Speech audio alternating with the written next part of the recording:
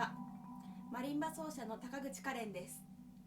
この動画は2020年4月8日に発売となりました私のファーストアルバム「Feel the Sunlight」、こちらに収録をさせていただきました作品について、私がどのようなことに気をつけて演奏したのか、どのような思いを持って演奏したのかということを解説をさせていただく動画となっております。まずは私と作曲家のゴリンスキーさんの間柄についてお話をさせていただくんですが、私は国立音楽大学を卒業してから4年間ベルギー王立アントワープ音楽院というところに留学をしておりました。そしてゴリンスキーさんもポーランドご出身の方なんですけれども、アントワープ音楽院の方に留学をしておりまして、私たちは同級生ということになります。私もゴリンスキーさんもですね、大学院のマリンバ専攻ということでマリンバの演奏を主に勉強するという学科に所属をしていたんですけれども、ゴリンスキーさんはマリンバの演奏と並行して作曲の方も勉強されていました。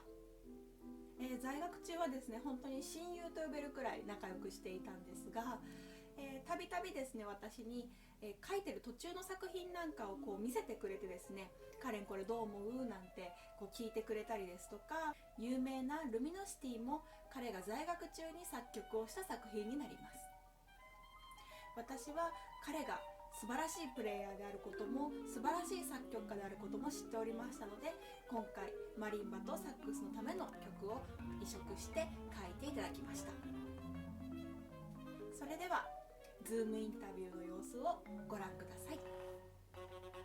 はい、それではシェードの作曲家でいらっしゃるトマーシュ・ゴリンスキーさんをお迎えしてインタビューを始めたいと思います。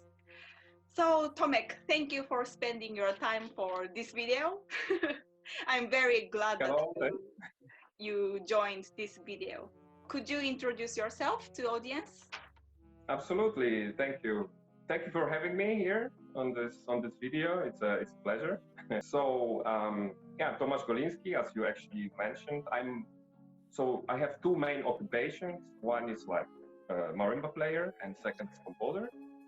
And I started studying percussion in Poland.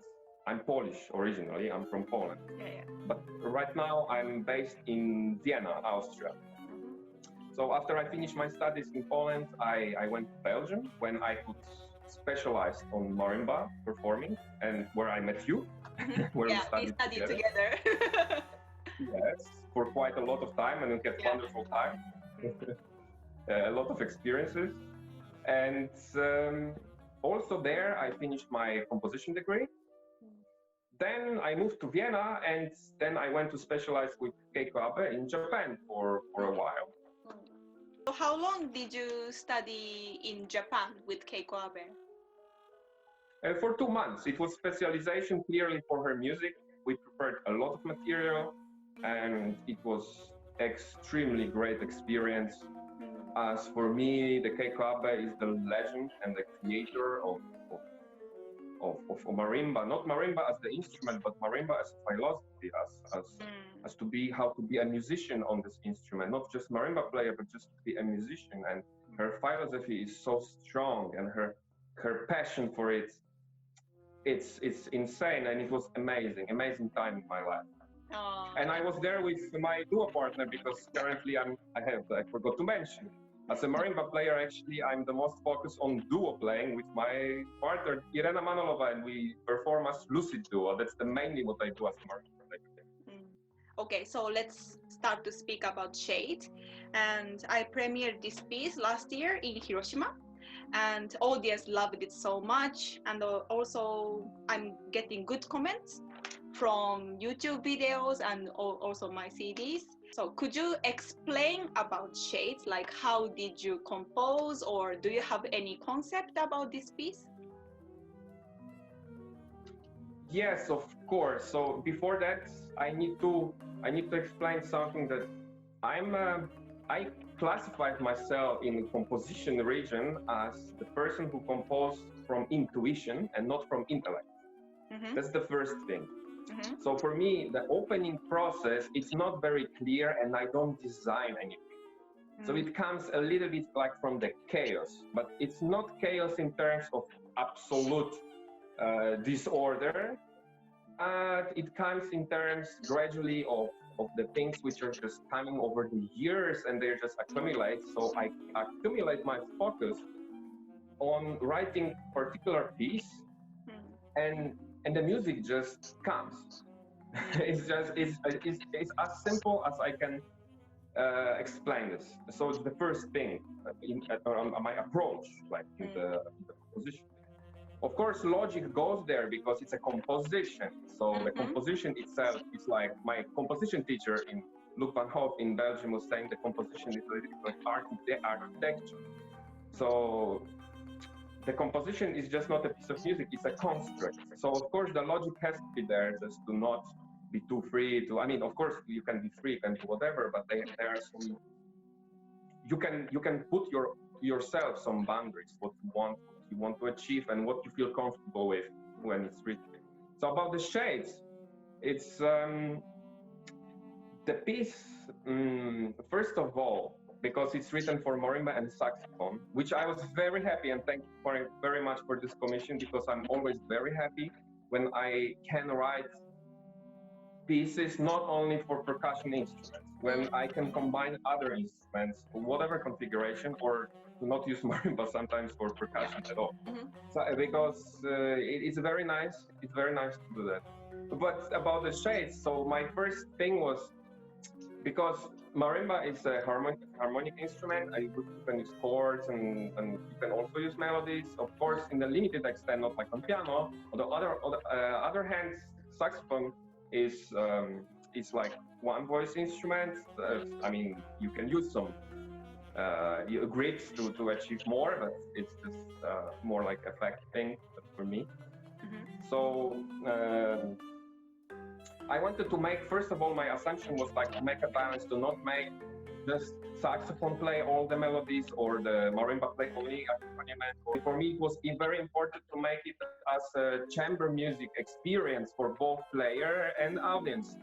That there is this tension going on, the answers, questions, or together going for specific parts, or like massively building some loud parts, or very intimate. Sometimes they are also. So this piece is structured from many emotions, many aspects. It's not linear. It's jumpy. And this is very important about this piece. So I had this kind of feeling to achieve that. I mean, my way of creation. Yeah. And about the like feelings itself, how to call, well, it was not clear from the beginning. The music appeared, and then while writing, some things were more clear to me, or at least maybe my intellect just interpreted that as this, that I noticed, because I had this like shades, and what is shades, I started thinking about it more when I was, for example, composing more, and I noticed that the shades are like I noticed in the relation of people, like a lot of things like which are happening below the surface, like people are talking a lot, people are exchanging messages, people are sharing things. But what is beneath that? What is the real reality there? I mean, what is hidden there? Like these shades which are not revealed. It's only this what we want to share, but not only through media. I mean, it can be through the normal conversation during a day with your friend, with your close friend, with parents, whatever. Something which is always beneath, and it's always only with you. And then if you connect to these shades, like something it's a little bit beneath, like then it's like something, there is some area of shades which is not present, which is not discussed. I mean, like not all the time. Or is it needed? Like, are people actually hiding it, or they are ashamed of it, or they try to control themselves so they don't want to reveal too much, or what is this shade area? So this was this kind of thing, and there are a lot of jumping moods because of this, like to explore a little bit this area. So yeah, that was a little bit behind philosophy of that, which came before the music comes. So I mean, after the music came. So the process evolved. Yeah. I still remember that when I asked you to compose, I asked you to write something which, yeah, you just said it, but not like saxophone is playing melody all the time, or marimba is, playing accompaniment all the time, like as if it's piano accompaniment, Those two instruments are quite a good combination because, I have experience to play with violin, for example, violin and marimba, but that time, because violin cannot produce so big sound as marimba, so I have to save my power a lot to take the balance. But with saxophone can make a lot of sound. So I don't have to, I don't have to reduce my energy, and we can really go with power, or also the small part we can really, go together. So I feel this marimba and saxophones combination has a lot of more potential in the future. I'm so happy for this piece. we always enjoy to play this piece. Okay. Yes, and I just wanted to say that because we said just a little sentence about the saxophone, because you mentioned that saxophone has a lot of range of sonority and sounds. Yes, it's true. I mean, additionally to the, let's say, regular sound or regular register or regular what you can expect from saxophone, yes. And in this piece, I was not into searching for extreme effects on saxophone as well on marimbas. I wanted to keep it in a way, in a classic way. I just one time used quadruple stop for just effect of some accent or some finish of something, but I was not going for extreme sonorities on both. I wanted to keep it still quite regular, I would say. Yes. Yeah. So was it difficult for you to write a piece for saxophone and marimba? Because you wrote a lot of pieces for marimba, like marimba solo or marimba duos. But also you wrote a piece for violin and marimba, right? You also wrote. Yes. But saxophone, was it your first time to compose for saxophone? Like finished piece or something like that? Yes, absolutely. Yeah, the difficulty is that you don't play the instruments, you don't, so it's completely different to write from the instrument or for the instrument, for example. So it's like, of course, it has a lot to do with research and studying simply. And studying, it means, first of all, talking with saxophone players. I did it before also with people who are studying here in Vienna or are already not studying, and I was asking for very good examples of the literature for this instrument. Maybe not, and I was just taking the score, I was renting or whatever scores, and I was just studying the score.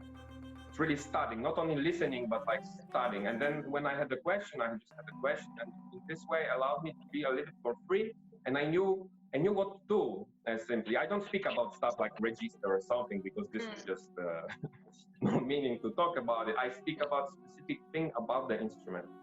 So and of course, I asked them for recommendation of good recordings, the best with video, because then I can see how it works, how the posture also works with saxophone, and from really roots until something which I feel already comfortable that I can start. Yes, now it's the point, because even if you have music in your head, is it actually good for this instrument? Will it sound? Will it work? Will it functional? There are a lot of questions. There are a lot of question marks while you don't know it. So the only way to achieve that, or to just take the instrument and start studying the instrument, which is very process of many years. But the other version is just to respect the player, which I feel it's not happening a lot in the modern music in general. I believe that respecting the player is very important, and respecting how you write. So it shows how you respect your own music, in my opinion. So I have to be sure that what I write is functional for this instrument. It's very important for me. And even then, if I write, I still consult that with the player. And I'm not stuck, no, it has to be the, I mean, some stuff, if they have to be, they have to be, but then I'm sure it's just correct. But if I'm not, and there should be, like, for example, a little change which will sound better or something which the player will suggest me, I will absolutely try that and we'll see the result, because I cannot know that, because I cannot just take the saxophone and check it by myself. And I was studying instruments for not only like it for much, when I was 14, 15, I was already reading books about orchestration, about possibilities of instruments, maybe not to this extent, because, but I was interested always in all families of instruments, and I was just reading about them and writing, still handwrite that time, didn't have computer, so I was just like trying, and yeah, that's the way. So if it's difficult, no, it's a nice thing to discover something new and to be able to put your creation in it. I don't think it's difficult. It's just a matter of to open your brain for it. Which was first? Yeah, you wanted to be marimba player or you wanted to be composer? Which one was first in your mind, actually?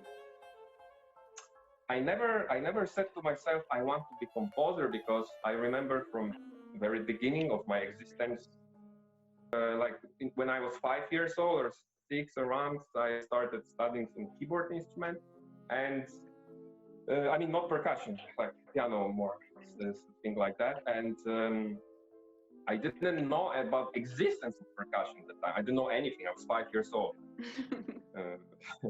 And I didn't know what is C major. I didn't know at all. I just knew that with your fingers that it makes a sound on the keyboard. That was my knowledge. And already at that time I felt like, oh, but the teacher shows me something, but I can play something mine.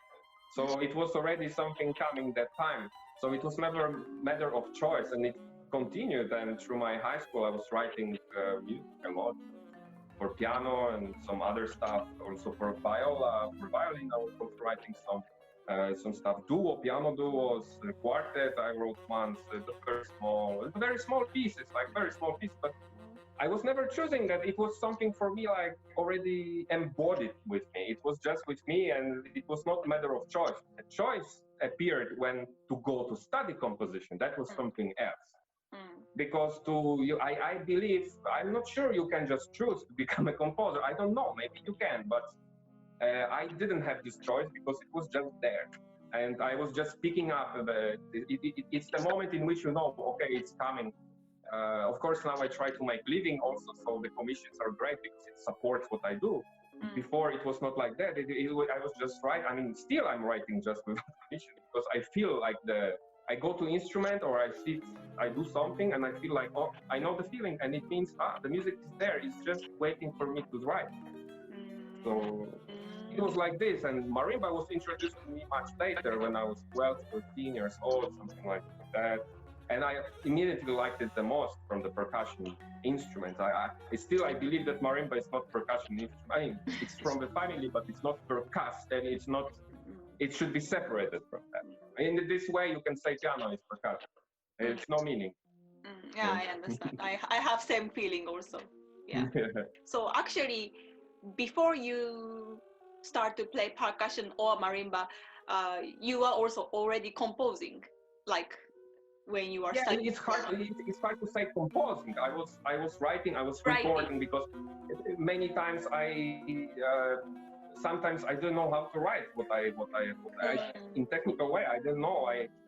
So I was just, for example, recording it. That time we had these tapes and stuff, and you just put record, and I was just playing and recording this. Sometimes I was trying to write something. Some people try to give me some classes for composition, but much later, when I could actually write already. So, but yeah, I meet a few times. They were very excited, but there was no program, for example, in my high school for studying something like that. And then I was focusing a lot on performing. I loved that. I love this mood of performing on the stage. I like that. I like to be good in playing. So it was parallel, but composition was always very just the parallel or a little bit below or something. It was just always natural there. Yeah, such a talent. I've never had that kind of moment. Like music comes to my mind. I never had that kind of moment. So yeah, such a talent. Oh my God. No, I don't know. Maybe it's not too much. Yeah, maybe yes, maybe not. I don't know. I don't feel it like this. I feel it like just it's part of my who I am. It's not. It's like brushing your thing with teeth. It's like. I mean, not so much, but it's part of my me as me. Yeah, I think people are starting to play your piece a lot, especially like luminosity or your dual piece like purity. When people play Tomasz Golinski's piece, is there some tips that you can share? I don't know. I'm not sure from which aspect, but from understanding the music, I think the player should be aware and very open towards performing. It shouldn't be closed, never. It should be very open and honest performing. That's general for everything. It's for being performer. I think it's not for my music. It's just it's hard to say like this. The tips about mine. I think I need. In fast movement, for example, I need very short edges of everything. Roundness is important in phrasing, but in the sound or something, the scales, everything is very articulating and going to some point and on the edge. So the extremes, for example, with different moods, which I often put on scores. My scores are not very detailed. I don't like so much because I still want to put some freedom to the performer, but when there is written something, please do it try to extremes to achieve that. But I think it's also important to play any other music. And I think in my music I use a lot of different moods and changes. It depends. Not every piece is the same, but I use a lot of shifts, and these shifts need to be really understood that they are not separate entities, but they are all connected through the whole form. And maybe this is important to look at this as the whole piece, to look on the small entities which seems like they are out of blue, but they are not. And on the level of harmony, of the level of melodies, which are, for example, cut or put in different rhythm, different pattern, inverted, whatever, and they are not so much different. They are like continuation in a different, a little bit mood or different light, and it's important to be conscious about it. I think to perform, especially shades. There's a lot of that. Yes. Yes. Yeah. A lot of mood change all the time, and ups and downs, and from the register of pianissimo to fortissimo, there are so many changes all the time, but it's fun. It's really fun to play. I'm very happy to hear that. Maybe it would be nice that I could also play it one day in the future. It would be cool. Yeah, you should play it, but you need good saxophone player because saxophone part is also difficult. Of course. But I was very happy to hear that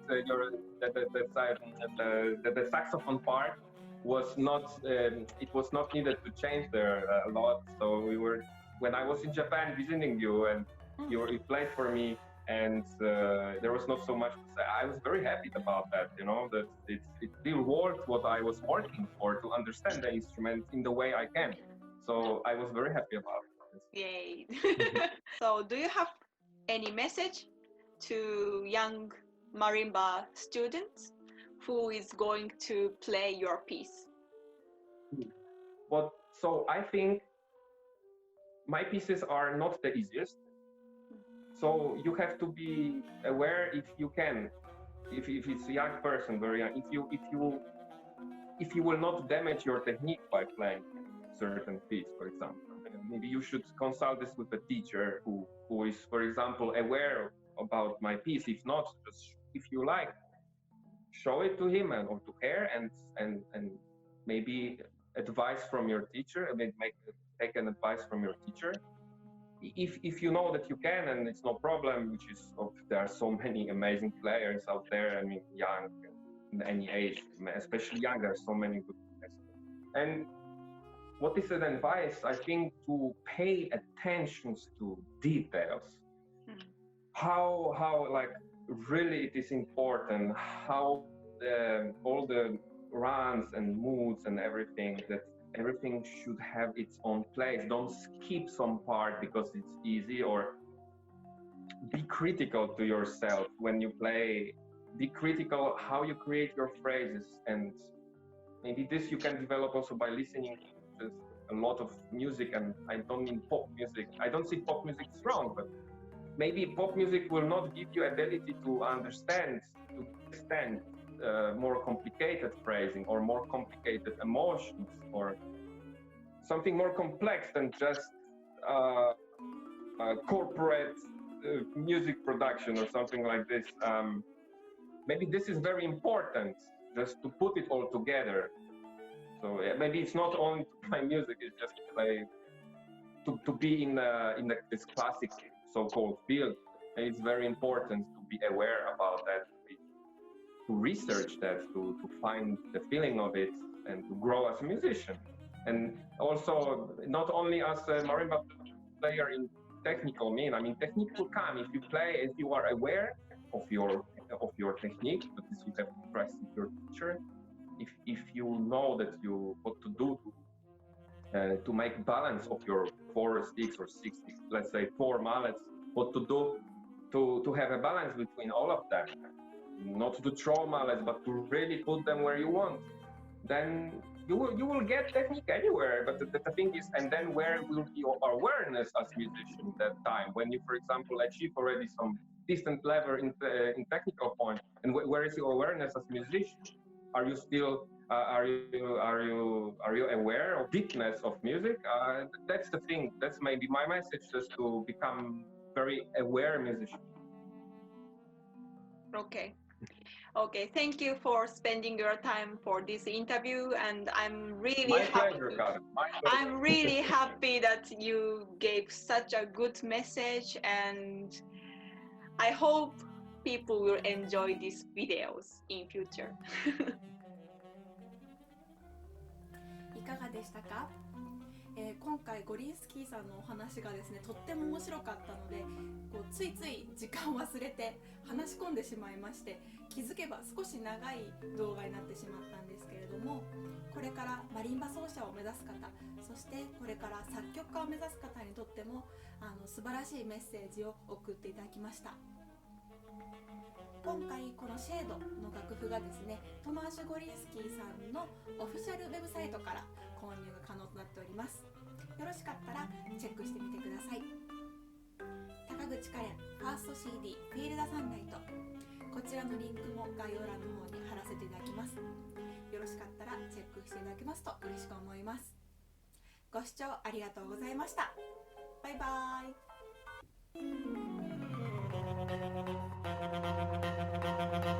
イ。